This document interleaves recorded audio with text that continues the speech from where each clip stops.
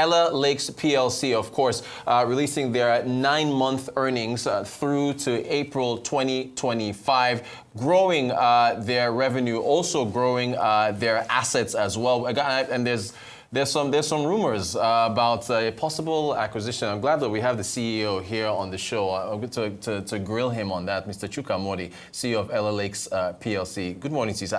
I should be saying Happy New Year to you. Happy New Year, yes, that's true. I haven't seen you in a while. Good morning, you're welcome. Good morning. So, talk to us about the cash flow for the company over this past 9 months.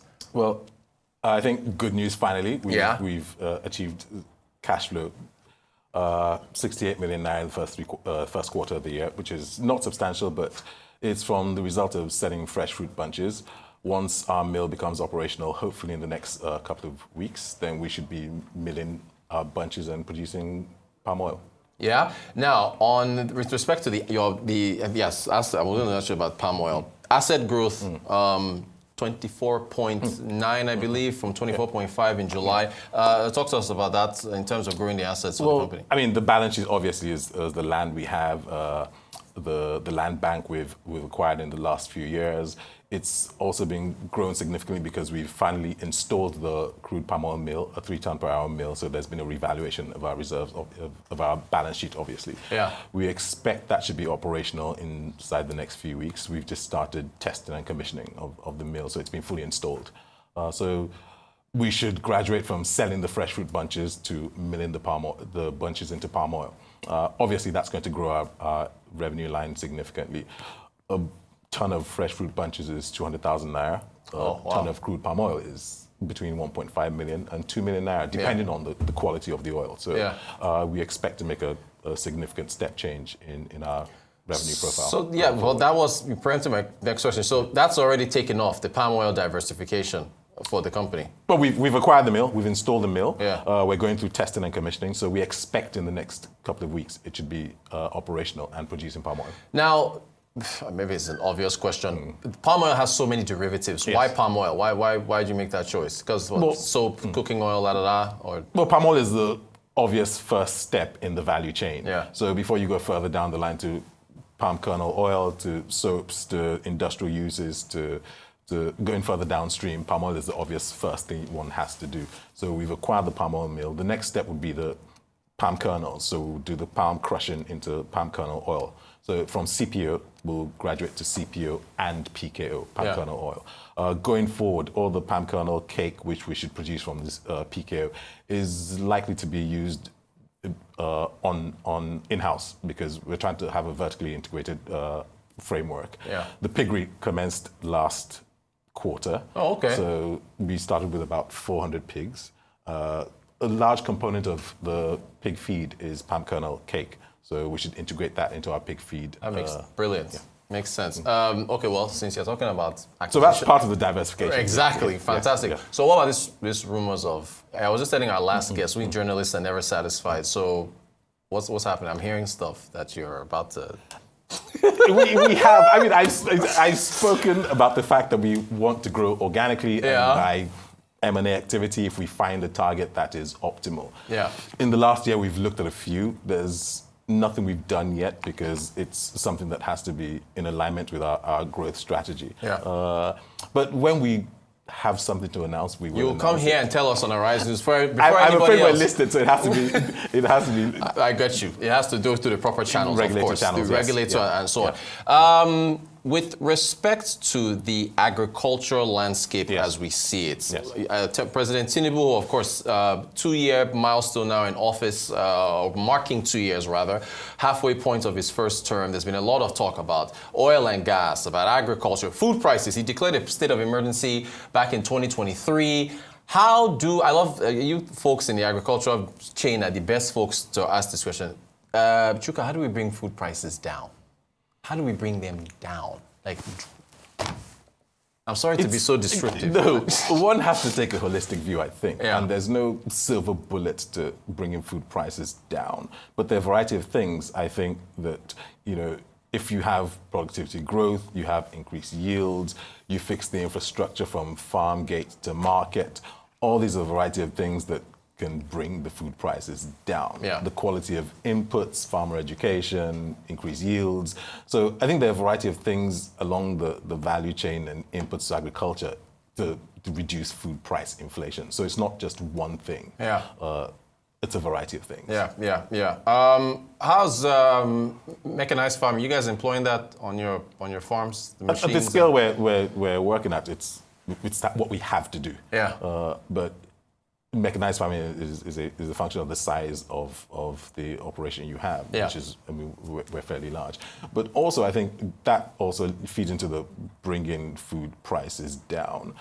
Most of the mechanized, the aspects of mechanized farming are imported goods. So if you have exchange rate stability, that helps.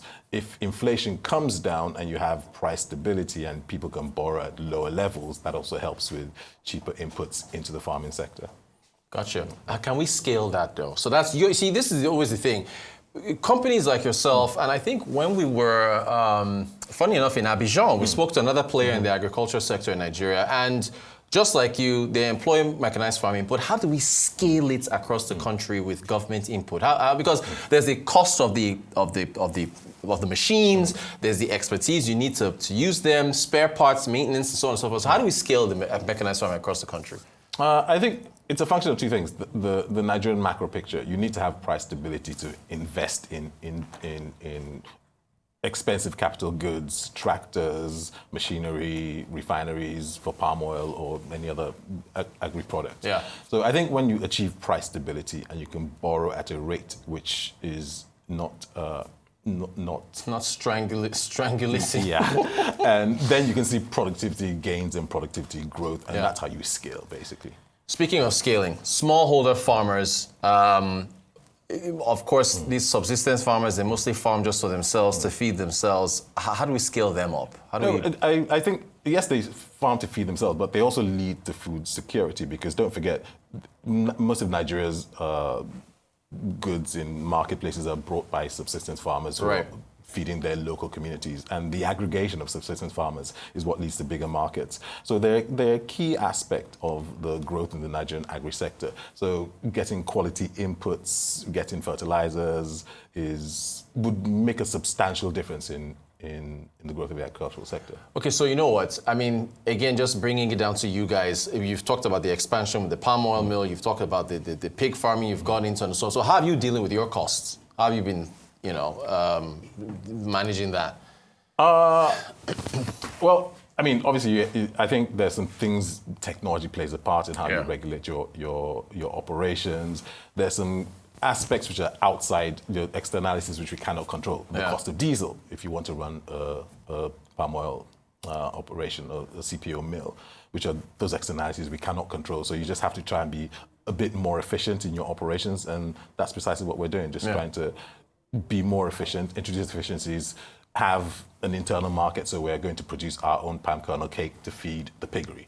And if we scale the piggery, you achieve economies of scale by just becoming much, much, much bigger. You talked about technology. I am an AI addict. Okay, actually, I think I talk to ChatGPT more than I talk to human beings, which is sad. But what role do you think AI can play in agriculture? Or is that just a bridge too far for Nigeria? Let's just bring prices down. I don't want to say bridge too far, because these things are important, but I think it's important to focus on the basics. Yeah. And, the basics are just fixing the ordinary stuff that you can do that is within your control. Okay. Any other, as far as your footprint across the nation, any plans in that regard, expansion plans?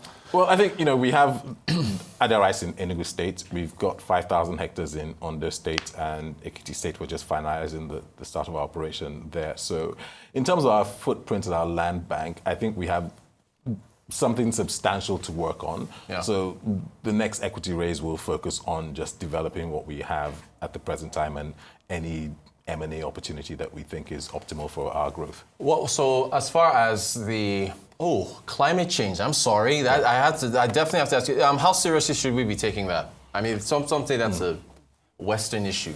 That's here. I don't know that it's a Western issue. There was a flooding that was just right. So it's. I try to stick to my area of expertise. I'm no expert on climate change. But I mean, the whole weather. Nothing deep, right? Is it just something that you players in the agri sector are conversant of? Are we seeing some changes in the nature of the weather patterns? Yes. Yeah. We're in the oil palm belt, which is southeast and southwest Nigeria through Edo and Delta State. Certainly the rains are coming later. The peak season is not lasting as long as it used to last. Yeah. But I think changing weather patterns I can talk about. Climate change is a large issue I'd rather not delve into. Chuka, are young people going into farming? No. Because, no? No.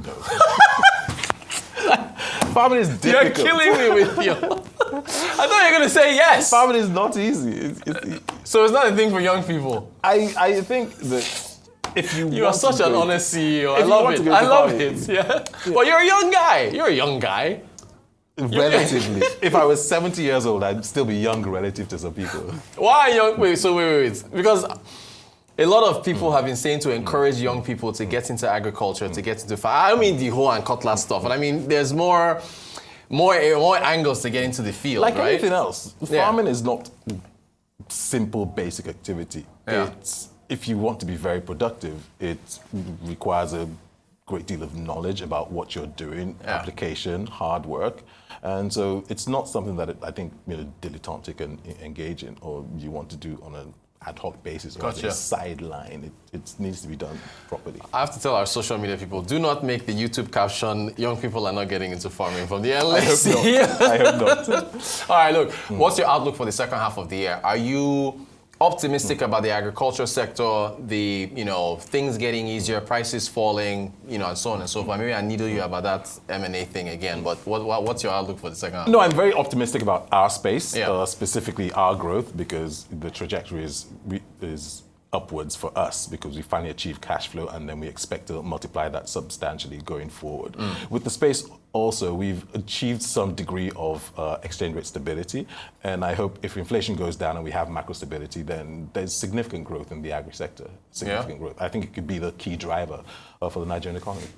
And I don't know why Lagos continues. Does Lagos dominate? It doesn't. It's an urban area. So the food basket, how is the food basket? But in terms of consumption, Lagos is Thank you. So that's still primarily where... How's the food basket in terms of the middle belt and so on? That is still where we can point to and say, yes, we can confidently say we're still going to be growing our food from those states in the middle belt. Well, historically, it's been the case for a variety of things. Yeah. So yes, I expect so going forward. Fantastic stuff. Any other scoops you want to give me? Not or we're just going to leave it like Thank you very much. Chuka Mordi, CEO, Ellah PLC. Thank you so much for joining us. Always a pleasure having you. Got to get you back on the show again soon. I appreciate your time.